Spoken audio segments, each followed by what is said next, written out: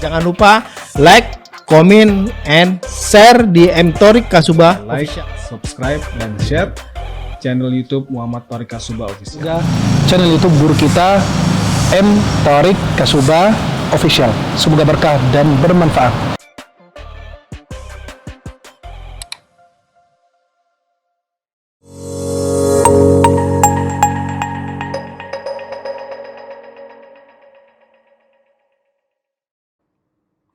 Bismillahirrahmanirrahim. Assalamualaikum warahmatullahi wabarakatuh.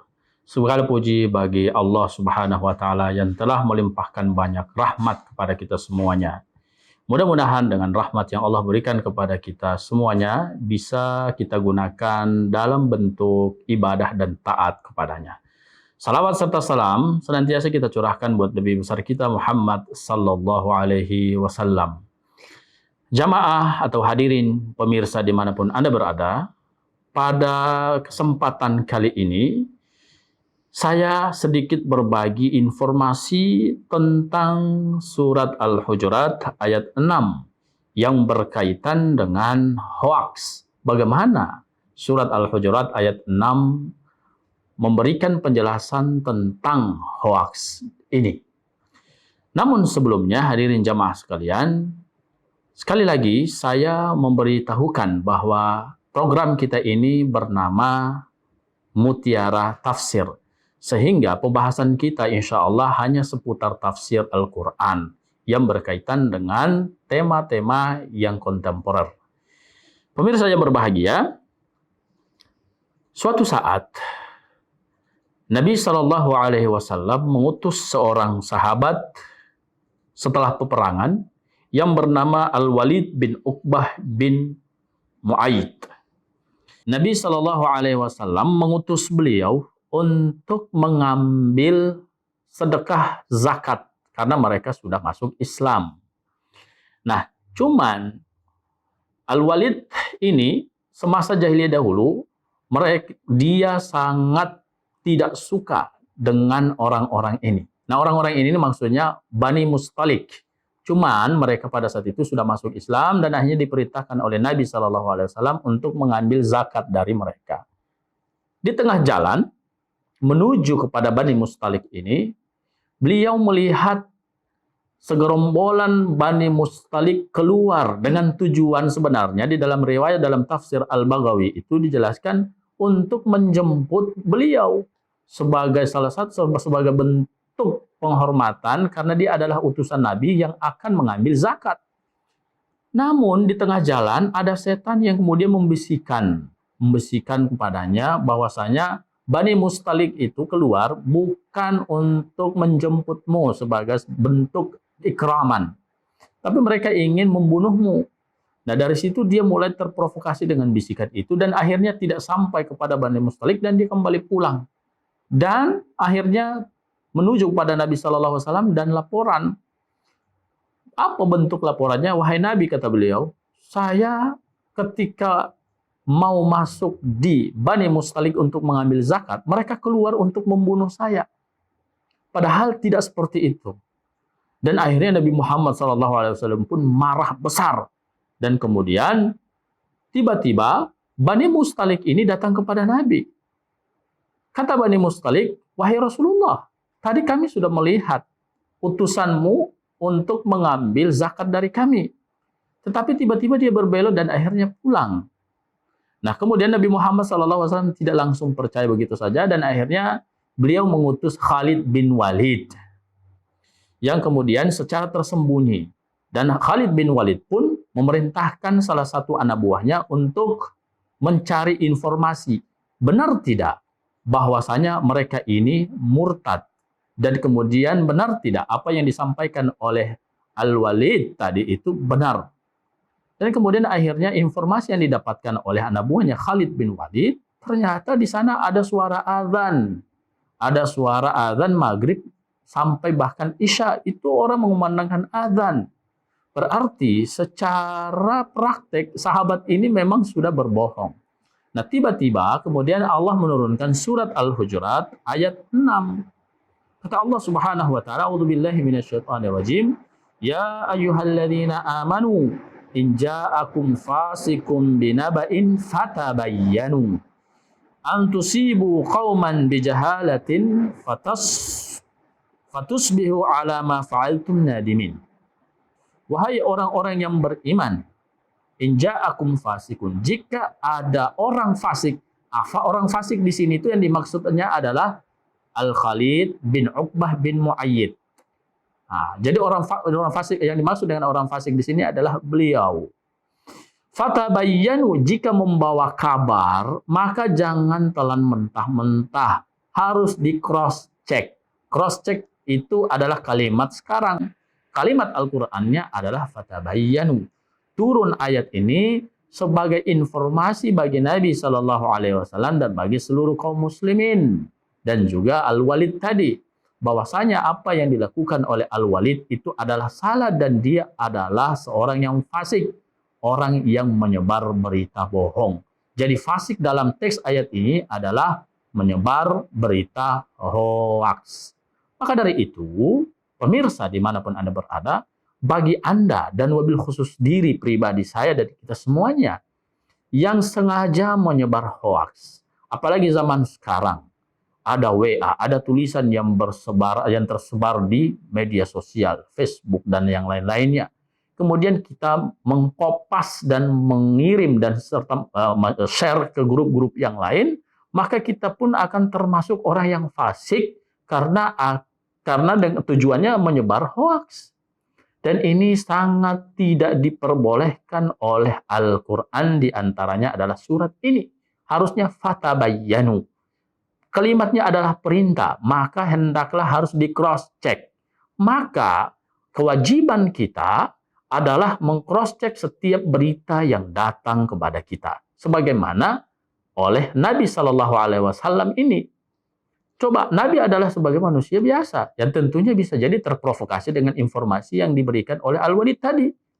Andaikan Nabi Shallallahu Alaihi Wasallam marah dan saat itu juga beliau memerintahkan pasukan dan akhirnya dia menyerang Bani Mustalik yang sudah masuk Islam tadi gara-gara Al-Walid, maka ini adalah salah satu bentuk perbuatan yang fatal.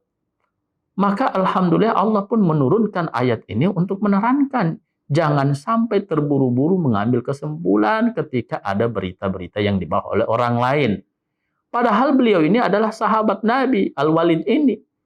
Cuman akhirnya kemudian dia membuat berita yang tidak benar, yang niatnya tadi dia ke sana ngambil zakat, keluar, ada orang-orang Bani Mustalik keluar, kemudian dia berkeyakinan bahwa itu adalah penyerangan untuk dirinya, tapi sesungguhnya tidak.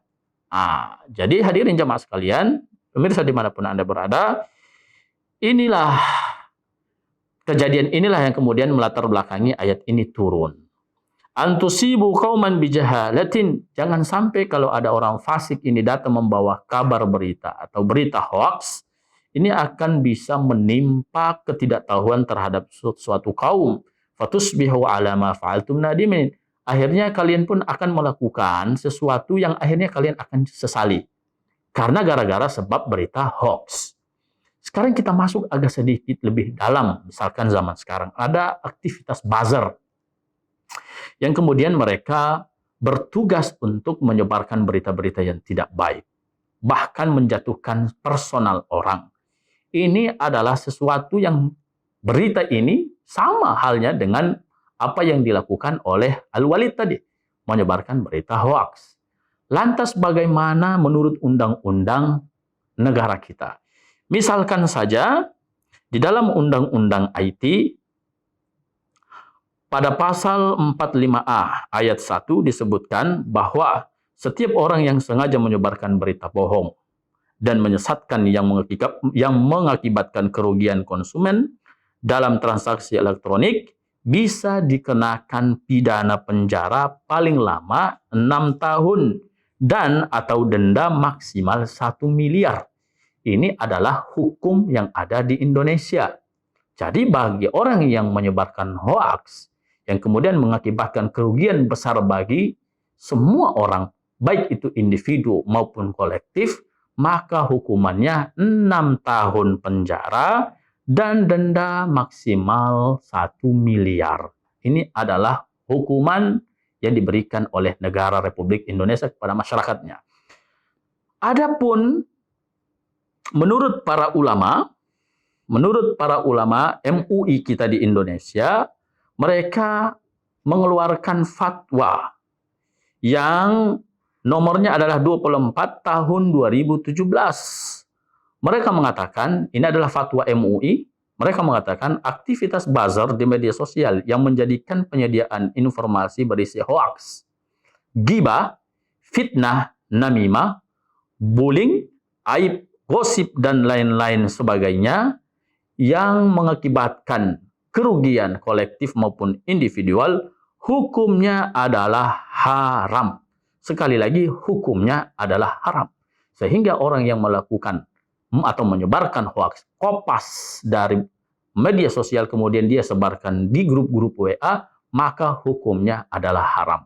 Maka cross-check Al-Quran, pembelajaran Al-Quran kepada kita, ketika ada berita yang masuk, harus fatabayyanu. Itu adalah konsep Al-Quran yang perlu kita perhatikan dan perlu kita amalkan.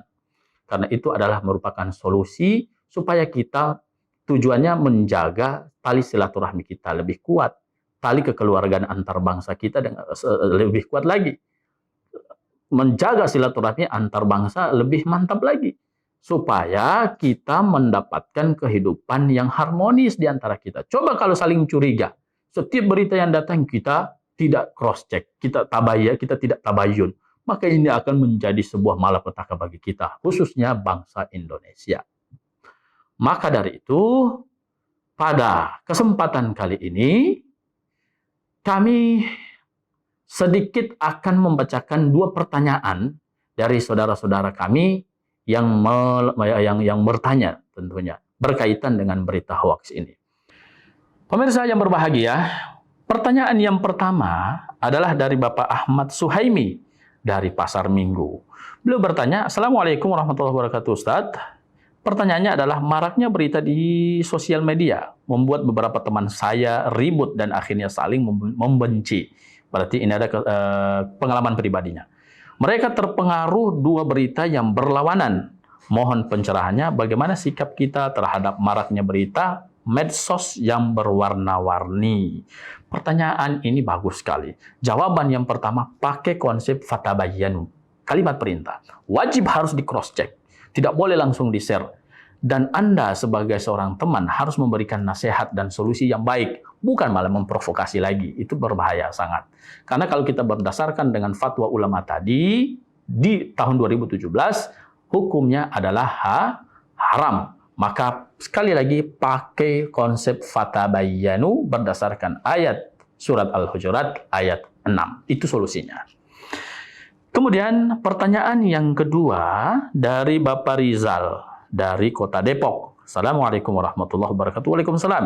Apakah kita salah mempercayai suatu hal karena kita yakin akan hal itu yang sebagian besar saya mendapatkan infonya di media sosial?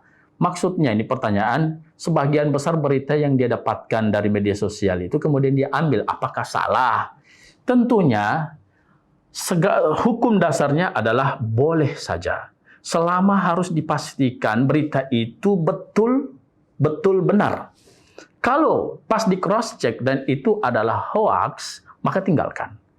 Dan apabila kita sudah terlanjur mengambil berita tersebut dan kita sudah termakan berita tersebut, maka segera istighfar menurut ulama tasawuf.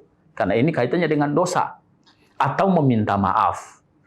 Maka dari itu, berita-berita yang kita ambil dari media sosial, menurut hemat saya berlandaskan dengan ayat surat Al-Hujurat tadi, sama fatabayyanu. Hendaklah di cross check dulu, dipilah-pilah dulu, dilihat dulu ini bagaimana, tanya dulu dengan teman yang lebih tahu.